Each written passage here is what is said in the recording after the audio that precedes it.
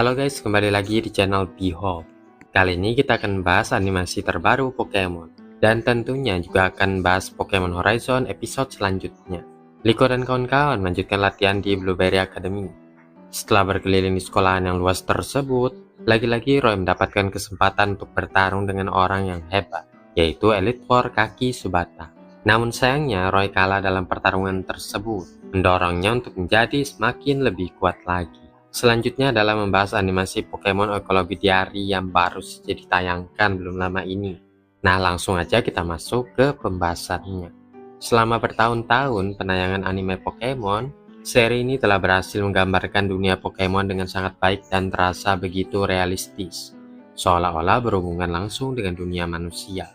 Setiap musimnya hadir dengan konsep cerita menarik dan animasi penuh warna yang membawa para penggemar ke dunia baru yang menyenangkan. Kisah sekejam menjadi contoh terbaik dari hal itu, dan bahkan anime Pokemon Horizon yang baru pun berhasil melanjutkan tradisi tersebut. Tapi apakah kalian sudah nonton animasi Pokemon yang terbaru guys? Pada bulan April lalu, yang bertepatan dengan Hari Bumi, Pokemon Company merilis sebuah animasi pendek baru yang berjudul Pokemon Ekologi Diary. Sebelum perilisan animasi ini, mereka juga mengumumkan proyek buku baru berjudul Pokemon Ekologi Encyclopedia atau Pokeekologi. Buku ini berisi penjelasan mendalam tentang ekologi spekulatif dari lebih 1000 Pokemon liar. Buku tersebut ditulis oleh Yoshinari Yonehara dan diilustrasikan oleh Chihiro Kinoshita. Yang keduanya adalah peneliti dari Sekolah Pasca Sarjana Pertanian dan Ilmu Kehidupan Universitas Tokyo. Meskipun terdengar sangat ilmiah ya guys ya, proyek ini sebenarnya sangat menarik bagi orang-orang yang penasaran dengan bagaimana Pokemon berhubungan dengan hewan di dunia nyata, terutama interaksi antar makhluk hidup dan lingkungannya. Buku ini terdengar sangat menggoda. Animasi pendek Pokemon Ekologi Diary dirilis untuk mendampingi proyek buku tersebut. Adegan dibuka dengan seorang trainer cowok yang terbang menggunakan Corviknight dan tiba di Pokemon Center bersama partnernya, Epic. Cowok tersebut bernama Rio. Rio lalu bertemu dengan temannya seorang trainer cewek, dan mereka pun mulai petualangannya. Ekosistem pertama yang mereka kunjungi dipenuhi Pokemon tipe rumput dan serangga.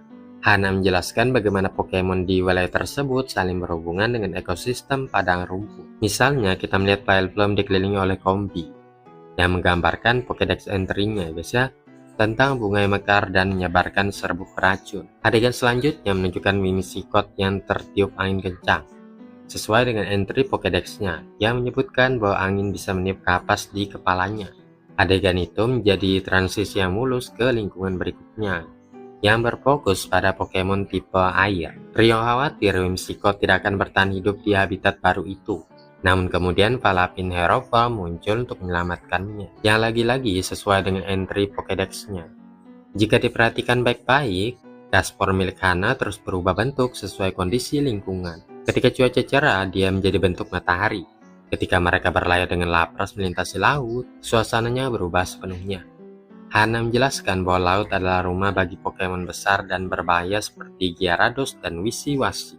Semua ini masih terhubung dengan informasi Pokédex tentang perilaku Pokemon di habitat mereka. Castform kini berubah ke bentuk salju, dan Rio mulai merindukan cuaca hangat.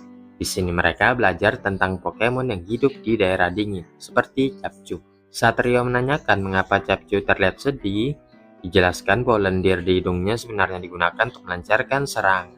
Setelah itu mereka beristirahat. Epic mencari makanan dan bertemu Sudowoodo yang menyamar seperti pohon. Tak lama kemudian muncul Chimchar, yang ternyata juga sedang mencari buah beri. Saat Epic menggunakan ember untuk menjatuhkan buah, Chimchar ikut terkena percikan dan tercebur ke air. Rio terkejut karena Chimchar yang merupakan Pokemon tipe api bisa selamat dari air tersebut. Setelah itu mereka melanjutkan perjalanan menuju area gunung berapi, lingkungan yang paling berbahaya. Disinilah banyak Pokemon tipe api hidup, seperti Arcanine, Houndoom, dan juga Charizard. Salah satu adegan terbaik menunjukkan Houndoom yang saling bertarung untuk menunjukkan pemimpin kelompoknya. Chimchar juga terlihat semakin lemah karena api di ekornya mulai mengecil, tanda bahwa dia sedang sakit.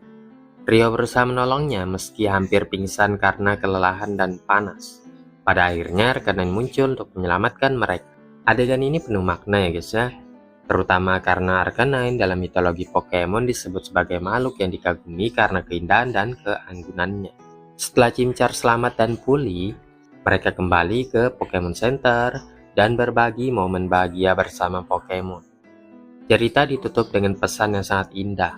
Manusia dan Pokemon bisa hidup berdampingan dengan saling percaya dan bekerja sama. Animasi ini benar-benar menyoroti makna ekologi yang menjadi inti dari dunia Pokemon itu sendiri, menjalin persahabatan, menjelajahi dunia, dan memahami keseimbangan antara manusia dan alam. Inilah yang membuat banyak orang menyukai Pokemon ya guys ya. Setiap animasi pendeknya memiliki pesan moral yang kuat. Jangan menilai hanya dari penampilan, pentingnya persahabatan, dan pantang menyerah. Dalam Pokemon Ekologi Diary, pesannya adalah tentang belajar memahami ekologi dan hubungan antara dunia Pokemon dan dunia manusia. Animasi ini membuktikan bahwa meskipun Pokemon terkenal karena pertarungan dan juga tangkap-menangkap, fondasinya tetap bersifat edukatif. Tanpa pemahaman tentang ekologi Pokemon, trainer Pokemon tidak akan bisa berkembang atau bertarung dengan efektif. Semua aspeknya saling berkaitan. Dunia Pokemon sangat mirip dengan dunia manusia, penuh petualangan, hubungan, dan pembelajaran yang membuat kita sadar bahwa kehidupan ini sendiri adalah sebuah keajaiban. Profriet akhirnya kembali ya guys ya. Tapi pertanyaannya, apakah dia akan menjadi orang baik atau justru berubah menjadi jahat? Banyak yang menduga bahwa pesan yang dikirimkannya mungkin bukan berasal dari Profriet, melainkan jebakan yang dipasang The Explorer untuk menjebak Racing Voltaker. Namun kini setelah kita tahu bahwa Profriet muncul di poster Blueberry Academy serta openingnya, muncul pertanyaan baru. Apakah dia akan membantu Liko dan kawan-kawan, atau malah berpihak pada musuh? Di sini diperlihatkan Profriet nampak membelakangi penonton, yang mungkin menandakan bahwa dia kehilangan ingatan atau sedang dipaksa bekerja sama diam-diam dengan The Explorer. Tapi satu hal yang hampir pasti Bapak Ibu sekalian, Profriet tetap akan menjadi salah satu kunci penting bagi perjalanan para tokoh utama ke depannya. Semoga aja dia tetap menjadi sekutu yang baik ya guys ya. Selain itu ada dua teori menarik yang sedang ramai dibicarakan. Salah satunya adalah kemungkinan Profriet akan kembali membawa Mega Evolution. Saat ini hanya Roy dan Uruto yang memiliki Mega Evolution setelah menjalani arc-nya masing-masing. Bisa jadi selama kepergiannya, Profriet juga mempelajari kekuatan ini. Melihat betapa pentingnya Mega Evolution dalam seri Pokemon Horizon, tidak menutup kemungkinan kalau dia nanti muncul dengan Mega Charizard X atau Mega Charizard Y. Atau bahkan dia akan membawa bentuk Mega Evolution baru yang belum pernah terlihat sebelumnya. Di sisi lain, Amisio kini memiliki Shiny Zygarde, dan nampaknya akan menggunakannya untuk memenuhi warisan kakeknya sekaligus menghentikan Spinel. Banyak yang berspekulasi bahwa Shiny Zygarde akan tampil dalam bentuk complete form, atau bahkan bentuk baru yang belum pernah diperlihatkan. Faktanya bahwa Amisio kini berpasangan dengan Shiny Zygarde menunjukkan perkembangan besar dalam karakternya. Mungkin ini cara terbaik untuk meneruskan semangat dan cita-cita kakeknya. Bisa jadi kita akan melihat versi Mega Zygarde dalam anime Pokemon, atau mungkin bentuk Shiny Zygarde complete form yang akhirnya akan muncul. Sementara itu, Super Strong Spear kini menjadi salah satu item paling berbahaya di dunia Pokemon. Item ini bisa menginfeksi Pokemon dan membuat kristal tumbuh dari tubuh mereka. Melihat efeknya yang semakin ekstrim, mungkin Spinel punya rencana yang lebih besar lagi. Sesuatu yang bisa menyebabkan kehancuran besar bagi manusia dan Pokemon. Bahkan ada teori yang menyebutkan bahwa Pokemon Sixeros bisa saja bermutasi akibat pengaruh Aquarium. Atau mungkin Spinel memiliki senjata yang lebih berbahaya lagi, seperti Mega Malamar. Kalau kalian ngikutin anime Pokemon terus, kalian pasti tahu bahwa Pokemon ini terkenal karena kemampuannya menghipnotis orang. Dalam seri Pokemon XY dulu, ada satu episode di mana Malamar menjadi penjahat utama dan mengendalikan Ash serta teman-temannya. Jadi kalau Spinner punya Mega Malamar, bukan tidak mungkin dia akan menggunakannya untuk mengendalikan Profriet, bahkan mungkin seluruh anggota The Explorer. Apalagi Aquarium bisa digunakan untuk memperkuat Pokemon secara drastis. Ya meskipun resikonya besar. Jika hal ini benar-benar terjadi, dampaknya bisa mengubah arah cerita sepenuhnya. Dan ini juga bisa menjadi cara bagi anime Pokemon untuk perkenalkan Mega Evolution baru, seperti sebelumnya dengan Mega Dragonite. Sekarang mari kita bahas tentang Terapagos. Setelah arc Blueberry Academy, besar kemungkinan kita akan melihat kebangkitan Terapagos Stellar Form. Diana pernah mengatakan bahwa Terapagos adalah kunci untuk menghentikan Aquarium. karena dia memiliki kekuatan dari 18 tipe Pokemon yang tergabung dalam bentuk Stellar Form. Ini mungkin satu-satunya cara untuk mengalahkan Spinel. Namun ada kemungkinan juga bahwa Spinel akan memanipulasi Terapagos dan menggunakannya melawan Rising Voltaic. Jadi bisa dibayangkan betapa berbahayanya Pokemon legendari ini jika justru berada di tangan Spinel. Tapi jika Liko dan teman-temannya berhasil menghentikan Spinel dan menghancurkan Aquarium, mungkin juga akan ada pengorbanan yang besar.